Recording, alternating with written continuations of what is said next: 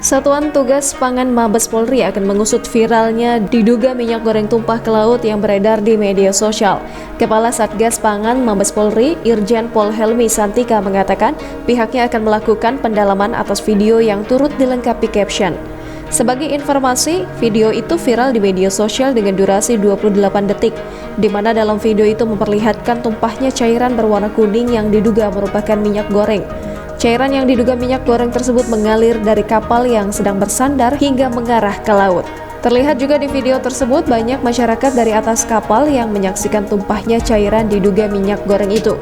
Dalam video tersebut turut juga dituliskan caption atau keterangan oleh pengunggah bernama @chandrasurveyor91 dengan bertuliskan kalau cairan yang tumpah itu adalah minyak goreng merek Bimoli dengan kualitas baik.